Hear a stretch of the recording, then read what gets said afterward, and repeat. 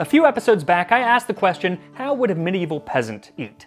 And so today, I'm asking the question, how would a medieval monk eat? And the answer is like a king in many instances. It was written of the 12th century Abbot Samson of Bury St. Edmunds. He ate sweet milk, honey, and similar sweet things far more readily than any other food. So with that as inspiration, I decided to make Doucettes, a medieval egg custard tart. So thank you to HelloFresh for sponsoring this video as we take a look at how medieval monks might have eaten. This time on Tasting History.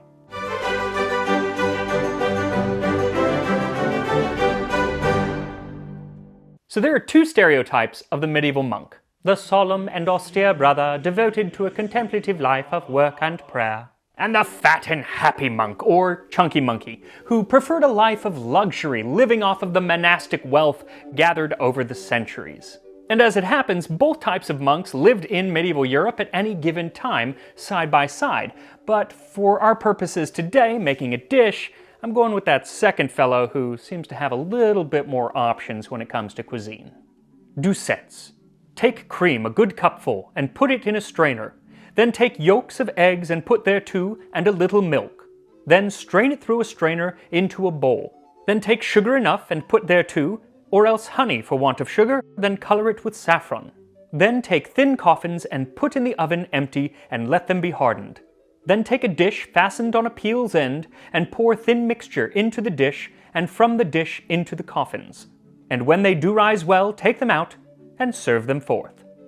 So these are kind of like a precursor to those wonderful egg custard tarts that you can get at any good English bake shop. They also remind me of the Portuguese pastéis de nata a little bit, and those are amazing. They actually deserve their own episode. The big difference is that modern custard tarts tend to have the filling partially cooked before going into the oven. Not so with these. Also, since this recipe has the wonderful phrase, serve them forth, I will let you know that the oft-requested Serve It Forth merchandise, t-shirt, and apron are now available at the link in the description, and thank you to Rachel Alcorta, a viewer, for sending me the design. It's awesome. So for this recipe, you'll need 1 1/4 cup or 300 milliliters of cream, 7 egg yolks, 3/4 cup or 175 milliliters of milk, a half cup or 100 grams of sugar or honey, a pinch of saffron threads, and some dough. Now, the recipe is not specific as to what kind of crust this needs to be, but it does say they're coffins. And typically in medieval recipes, a coffin is going to refer to something that you're not actually going to eat. It's really just there to eat out of. So it's probably like a hot water crust pastry. That said, I want to eat the crust, so I used a short crust pastry, but you can use whatever you want. So this is actually a pretty simple recipe, not too many ingredients, and that's a good thing because I hate going to the grocery store, which brings me to today's sponsor, HelloFresh. We've been using HelloFresh now for a few weeks and we're loving it. Besides not having to go to the grocery store so often, it's also really cut down on waste because everything is perfectly sized for our little family of 2, whereas usually I'm having to buy for a family of 4 and then a lot of it gets chucked out before we get to use it. But the best thing is that the food is really, really good. Last night we made the steakhouse pork chops and they were so fantastic. I mean, look at that sauce. Fresh and quality ingredients. So go to HelloFresh.com and use code TASTINGHISTORY10 to get 10 free meals, including free shipping. Also, it was really fun to actually cook with Jose, who usually is forbidden from entering the kitchen while I'm cooking anything for the show, such as our Doucettes. Now, these being called Doucettes, it implies that they are small and many, but you can do just one big tart. This will work for one 9-inch tart, or about 20 or 24 little tarts that are just a couple bites. So whichever size you go with, line your tart tin with some baking beans, and then blind bake at 400 degrees Fahrenheit or 200 degrees Celsius. Now, when I did the little tiny tarts, I used these, which are perforated tart rings, and you don't have to use baking beans. They're really, really awesome. I'm going to put a link in the description. I just found them, and I'm kind of obsessed, and now I want to get all the sizes. They're not cheap, but they are really, really cool. Now, if you are using baking beans or pie weights, remove them after about 15 minutes, and then put that empty crust back into the oven for 5 to 7 minutes until it is, as the recipe says, hardened. Now for the filling. If you are using saffron threads, which I suggest because they're going to get a nice dark color, I'd put them into the cream at the very beginning for about 10 minutes to soak. You can put it in later, which is actually what the original recipe says, especially if you're using ground saffron. Anytime is going to work, but I find that it's better to do it at the beginning and strain them out early on. It gets harder later on. Next, whisk your egg yolks, then whisk in the cream. Notice that I'm putting mine through the strainer now so I can catch those saffron threads. Then add the milk, and finally beat in the sugar. Make sure to add the sugar nice and slowly so it incorporates properly. Now at this point, the original recipe says to pour the mixture into the coffin, or the crust, while the crust is still in the oven. And it says to put it on a peel, the mixture on a peel, which is this, though it would have had a much longer handle at the time. And they would have affixed it somehow onto the end of this and then poured it. I'm not going to do that. One, because it seems like an engineering nightmare, but two, because I don't have these massive medieval ovens like our 15th century baker would have, where moving things in and out is very difficult and you have lots of room to maneuver. I have a little oven, and it's easy to just take it out, let it cool, and then put it back in. And you do want to let it cool, because if the crust is hot, as it is in the original recipe, it's going to curdle the egg just a little bit when it hits that the hot crust, and it just leaves a not very nice film kind of layer at the bottom. You don't want that. So take the crust out of the oven, let it cool, during which time you want to turn the oven down to 325 degrees Fahrenheit or 160 Celsius.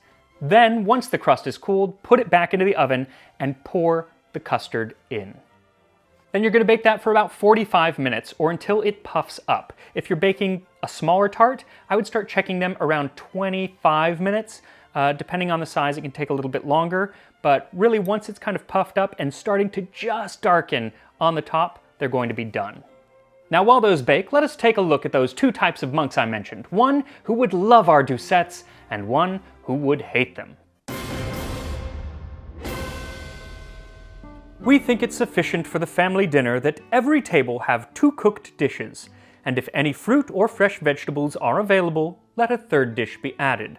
Let a good pound weight of bread suffice for the day, whether there be only one meal or both dinner and supper. Above all things, however, overindulgence must be avoided, and a monk must never be overtaken by indigestion. That was the rule of Saint Benedict, written by Saint Benedict around the year 516 AD, and it was the most influential list of monastic tenets governing the habits of medieval monks. He covered every aspect of life in a monastery and had many things to say about food. So, when we think of that most pious of monks, the first one that I mentioned, it's someone who is following the rule of Saint Benedict to the letter. So much of the year, you only ate once a day, except in the summer where you got 2 meals because there was a lot more work, except on Wednesdays and Fridays when you had to fast all the way up until supper, which actually gives me an idea. Hey Siri, remind me to develop a fad weight loss diet called Medieval Monastic Intermittent Fasting. I live in LA, so this could really be big here. An interesting note about when during the day the monks could eat. At all seasons, let the hour, whether for supper or for dinner, be so arranged that everything will be done by daylight. Now that's all well and good for St. Benedict, who lived in Italy, but what if you're a monk at the very northern part of Scandinavia during the winter where there's only a few minutes of daylight? All right, everyone, the sun is coming up. Now, eat! You have 3 minutes until sundown! But provided that you did have time to eat your dinner, what you got wasn't going to be very exciting.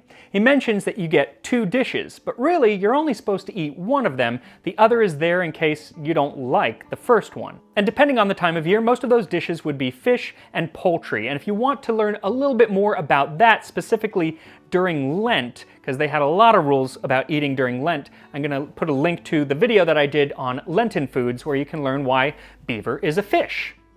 And for a monk, no matter the time of year, unless you were sick, let all abstain entirely from eating the flesh of 4-footed animals. You also got 1 pound of bread and, if you must, 1 hemina, or about 2 modern-day glasses of wine. I love that word, hemina. Hemina. Though, those to whom God gives the strength to abstain should know that they will receive a special reward. Wine is by no means a drink for monks. But since the monks of our day cannot be persuaded of this, let us at least agree to drink sparingly and not to satiety, because wine makes even the wise fall away.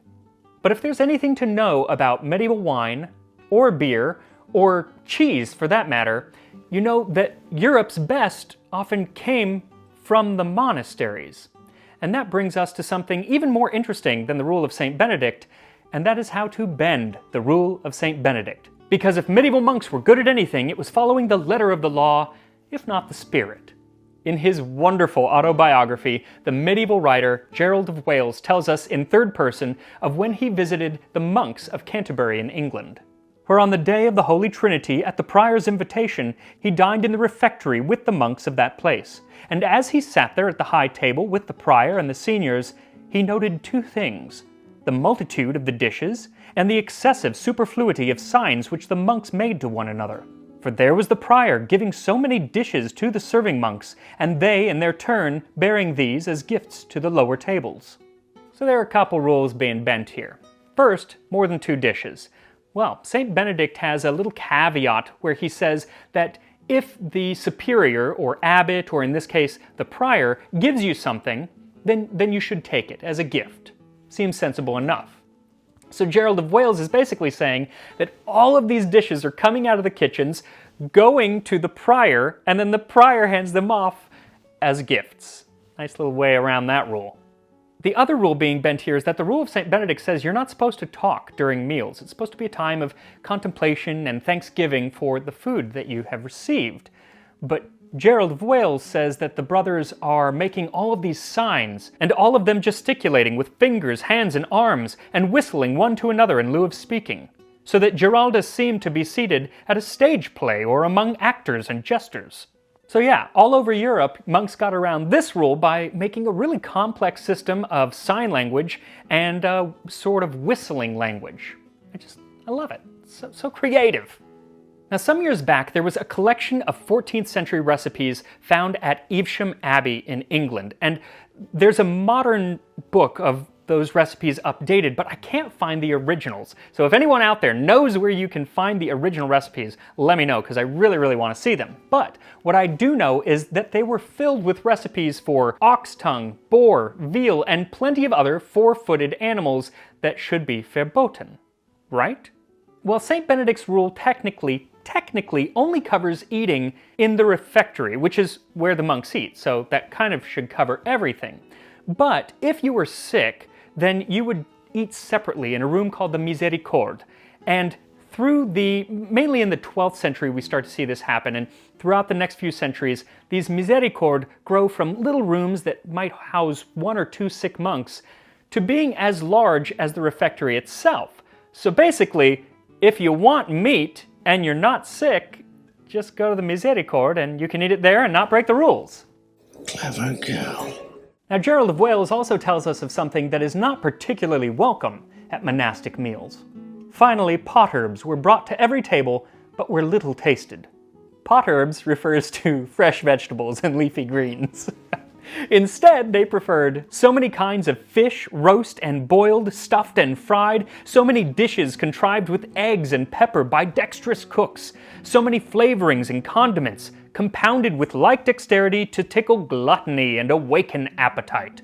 Moreover, you might see in the midst of such abundance wine and strong drink, metheglin and claret, must, mead and mulberry juice, and all that can intoxicate, beverages so choice that beer found no place among them. There, beer among other drinks is as potherbs are among other dishes. So yeah, it's clear that a lot of the ascetic monks might feel a little out of place at many medieval monasteries, and that's because of who was becoming monks, especially later on in the Middle Ages. Now, early, it was people who wanted to live that hermetic lifestyle, happy to follow the rule of St. Benedict or other sets of guidelines set forth, and surely that continued. But later on, especially, the people who were becoming monks were often of a wealthier class. See, in most of Europe, if you had 2 sons, only the eldest was going to inherit anything. The second son got nada. So, why not give him over to the monastery where he can pray for your immortal soul for the next 30 years? But if you're a monastery and you're taking in some bratty kid who probably doesn't even want to be there, and you're expected to feed him, then maybe you want a little recompense. So you say to the, Earl of Kent or whoever, Why don't you give us a little land, maybe a village? The income then will cover your son's cost. Great. And since Junior grew up in a castle eating fine cuisine, that's what he's expecting at the monastery. So you start to see spices and these fancier foods start cropping up. Now, a monk is not going to have kids, or at least kids that he acknowledges and will leave anything to. So that village, when he dies, stays with the monastery. Now, if you do this several hundred times over a few centuries and just keep amassing this land, eventually a monastery or an abbey might have a nicer lifestyle than, say, the king. And Gerald of Wales gives us a wonderful story of exactly that situation.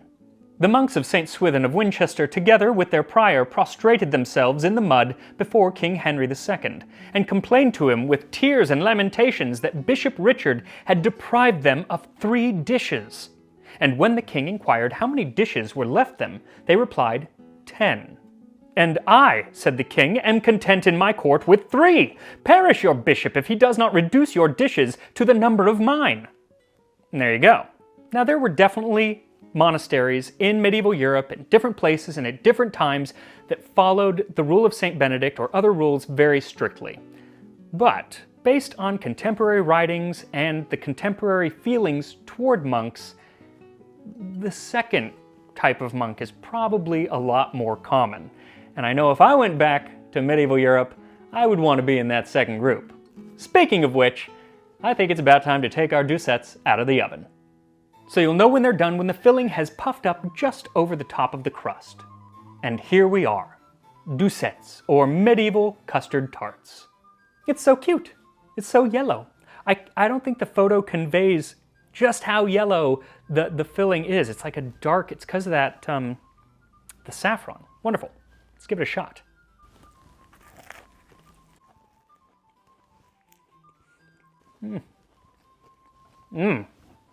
Sounds like a modern custard tart. I really wasn't sure what the inside was going to be like because it's unlike a modern tart where it's cooked beforehand. But it's just as creamy and rich and sweet. Now, I used a lot of sugar, so it is sweet. You can use a little bit less sugar if you don't want to have it that sweet, but this is really good. It kind of reminds me of creme brulee. And in fact, the fact that it was in a coffin and probably meant to be eaten with a spoon rather than eating the crust, it probably is like closer to a creme brulee. That's interesting. These are so rich and creamy, they make me feel like the monk from the Canterbury Tales. He was a lord full fat and in good point. So make sure to go to HelloFresh.com and use code TASTINGHISTORY10 to get 10 free meals, including free shipping, and I will see you next time on Tasting History. So flaky.